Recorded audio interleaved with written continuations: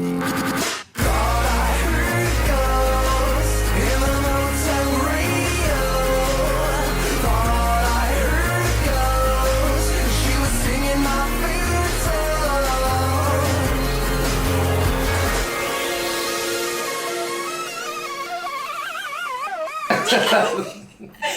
everybody, welcome back to The Tell with Joelle. I am here with the one, the only, Tim Stevenson! What up, people? What's the word? You guys, I have been so excited to do this interview.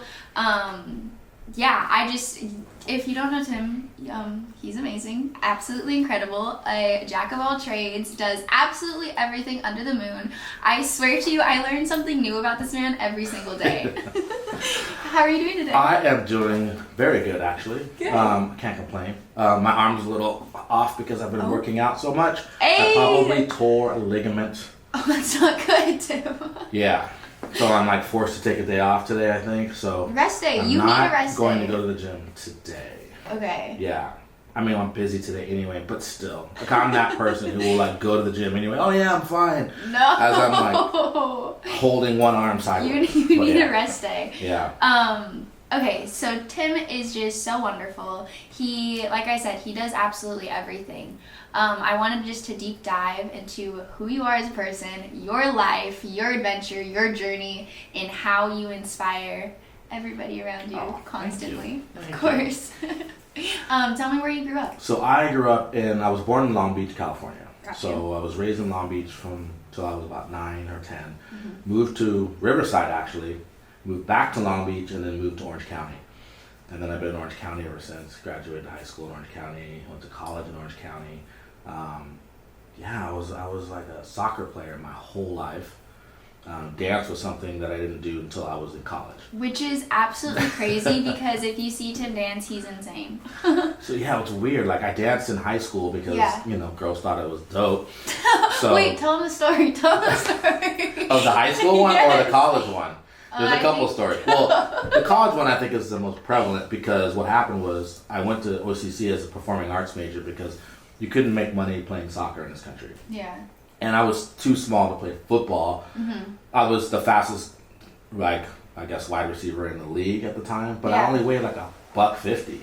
Really? So yeah, and everybody like Long Beach City College was like 250 and just as fast. So I was like, well, I'm not gonna be a football player, apparently. So maybe dance is my thing, right? Yeah. Or maybe I wanted to be an actor because I had studied Eddie Murphy and I studied like a lot of comedians, Michael J. Fox and people like that. I used to watch. Mm-hmm. So I was like, let me go take theater classes at college. Yeah. Then I walked past, I needed an elective, and I walked past a whole room full of girls. I was like, me and my buddy Miguel were there, and I was like, so. Look at that. There's 30 hot girls in this room right now. I mean, we should at least go check it out, right? So we went and checked it out, peeked my head in, and the teacher, Moni Adamson, who ended up being my first jazz teacher, goes, oh, look, there's boys, right? So it was like, cool. So she's like, you should come dance. So we're like, jazz class? Yeah. Okay. Sure. Had no idea what that was. Yeah. So, we had to learn jazz walks and doing all kinds of things that we, especially at the time, were like super feminine for us because we were hip hop dancers. Yeah. But the better we got, the more action we got. Yeah. The more girls were like, oh, you guys are dope. We're like, this is awesome. They're like, I want to be your dance partner. I could do that. So we ended up in a jazz company like a year later. That is crazy. Because we went to class every day. Yeah. And we were just like, let's go learn. I can learn how to do a pirouette. I can learn. Jazz walk was probably the most awkward thing I ever did at that time in my life. Because I was like, I gotta do what with my hips? Yeah. I still make my kids do jazz walks. Do you really? They're like, why are we doing this? I'm like, just do it. It's necessary. I mean, it was awesome. But it was a huge learning curve. Yeah. Because it was like, I didn't know anything about like technical dance. Mm-hmm. I mean, I could hip hop my ass off because we used to like emulate MC Hammer or Bobby Brown or New Edition and people like that. So we were just dancing to our shadows in the parking lot or somewhere. Never saw a dance mirror until I was 18. That is crazy. Never saw a dance studio until I was 18. Where was the first dance? The first dance studio? Yes. The Dance Factory in Los Alamitos. Okay. Now it's called something else. But it was on Catella, and Carrie Burbank introduced me to her studio because she was actually the first person who introduced me to a dance studio because she was at the show. I did a high school show. Okay. And as a joke, well, kind of a joke, me and my buddy Miguel and my buddy David were in a group called Suave. Oh, in nice. high school. We're like the 3 Suave guys who used to show up in zoot suits and dance at parties. Yeah. Right? So we're like, okay, we're going to do this dance show. There was never any guys. All of us are athletes. 2 football players and 1 basketball player. Okay. But because people knew us kind of like at parties and stuff, Yeah. they sold out the show that year. It was the first year they were sold That's out crazy. the show. So they sold out the show, and we were like, this is awesome. We get on stage, we're doing MC Hammer, of course. Yeah. We get off stage, standing ovation, go outside at the end of the show, and this lady walks up to me and goes, I own a studio in Los Alamitos, and you guys should come You need to rehearse there. come. Yeah, because then you can show that boys can dance. Because back then, there wasn't a lot of male dancers in Orange County. Yeah. You know, not we're doing like what we were doing. Yeah. Right? So she introduced us to the Dance Factory, and then the rest was gravy. And then after that, we went to college, and then I met Moni. Gotcha. Right? So and then I had you're Carrie like, okay, Burbank and Moni jazz. Addison were like the 2 women that like kind of like brought us into that world. Then it was like, wow, now we ended up being like technical. At least me and Miguel. David dropped out. He ended up being a chef. Oh, Right. okay. Chefing it up. But we were like, hey, like, let's do pursue this. this dance thing. And then after the years went by, Miguel fell out of the dance thing, and I kept going. Yeah. I was like, I'm gonna be a pro because I got an agent and a whole Yeah. bunch of stuff. And my story is crazy. Like my first job was I was walking down a hallway in Hollywood, bump into this guy named James. He says, hey man, what do you do? And I go, oh, I dance. He goes, oh really? He goes, what kind of style do you do? And I go, everything. He goes, you know what? I'm having an audition. You should come to my audition. That's how you got your first job? Yeah. So, and I had been to auditions, Yeah. but I hadn't gotten casted yet for anything. I just had been doing this like free class, right? Yeah. So I would go. So I run into this guy, James. And that's so crazy that that's how it happened. Just Right. like it fell into place. And James was like, okay, cool. So I show up.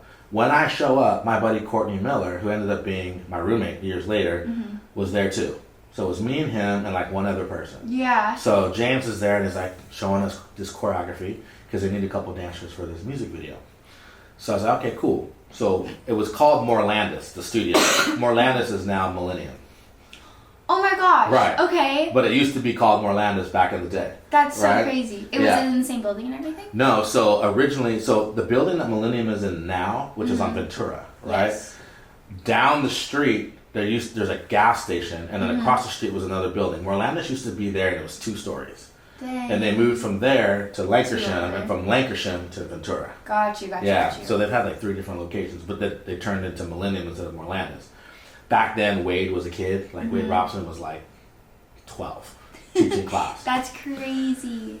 So I go into the room, and there's a girl, really pretty brunette, and she's just like sitting in a chair, and it's me and Courtney, we're doing our thing. And then James goes, okay, well, we do this routine, and she says that she likes us. And it's like, cool. So he had a call the next day, says, hey, come to rehearsal. Well, that girl was Carmen Electra. And Carmen was a singer. And did you know that? Like, I didn't when know you were- that because I had no idea who Carmen Electra was. Yeah. Well, Carmen was dating Prince at the time.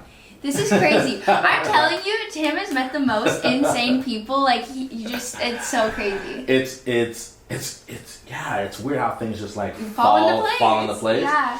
So it turns out we're doing a music video, and James is like the co-choreographer. The head choreographer is Tina Landon. And it's Tina and this guy named Sean Cheeseman, right? Okay. And I get to rehearsal, and there's like 10 other dancers, right? And so it's me, Courtney, and 10 other dancers, and we're shooting her music video. That is crazy. So we shoot the video, right? We're shooting the video at this like, I don't know, some sort of a sound studio in Hollywood somewhere. We're in there, we're doing our thing. It's very like Prince-esque. Yeah. But it's Carmen. Uh-huh. And then I go outside, I come back in, we rehearse, I go back out, come back in, door opens, Prince walks in. I would have been like, it's so hard too to like when somebody like that big is like in your presence. Right. We've talked about this before. You're never like, Yeah. you don't make them feel like not a person. Like you're just like, you act normal around I'm them. normal Which is around what you're celebrities. supposed to do. But Most people get nervous. yeah, Like, people are like, they start acting all funny. Yeah, I've never been that guy. Yeah. So I'm just kind of like, so Prince walks in, and he's like, he So show up casually. in like this yellow Mercedes or whatever, and he had like this jumpsuit on and heels and a cane, and he was just like, you know, and all Prince, like aura, the whole nine, right? So I was like, this is cool. So he shows up, we're doing our thing. Boom. Then Tina and Sean, they don't get fired, but they condense the show because now she wants to go on tour. She wants to do like 9 months of shows. But they want to cut it down to 4. So instead of hiring Tina, they hired Jamie King, who was in the video with us, right? Jamie King has now done everything. I mean, he danced for Michael Jackson. He did Christina Aguilera's whole show, like a bunch of people. And so they cut it down to 4, and they hired me, Courtney, and Chris Dupre, right? And Jamie King danced with us. And then we ended up going on the road. We were opening for Prince and some people like John Takata and Firehouse in Minneapolis. Now I'm at Paisley Park, where Prince makes all his music, and just that I was in awe of. Yeah. Not him himself. I thought he was amazing, but just like knowing where he creates all these genius music from, right? So I was like, wow, like there's this recording studio. There's where he makes his clothes, and I'm in the room with like George Clinton and people who I've danced to their music before, or sitting across the table from me like this. That is so crazy. It's probably such a surreal moment for you to like sit there and soak it all in. Well, and they do, this is a cool story. They tell you things like, oh, don't look at the artist and don't talk to him and blah, blah, blah, you'll get fired and like all these things, and like put you on like a scare tactic, like behavioral scare tactic kind of thing. And I was like, all right, cool. I wasn't a crazy person. I wasn't going to be like, hey, man, Prince, I love all your music, blah, blah, blah, blah. This is not my style. Yeah. But George Clinton was doing a rehearsal, and I was like, oh, I could go watch, right? So I went, and I just was sitting in the dark, like, watching a live concert for free, right? And it goes black, and the lights kind of come back on. I look down, and there's purple boots right next to me. And I was like, in my head, I was like, oh, they told me don't look at him, don't say anything, don't do this, don't do that. I was like, yeah, but he's a man, right? So I look over and I'm like, I didn't even say anything. I just went like this. He went, how you doing? And then I turned my head, we were watching, the lights went off, lights came back on, he was gone, like a ghost. Like just disappeared. Just like disappeared under thin air. You're like...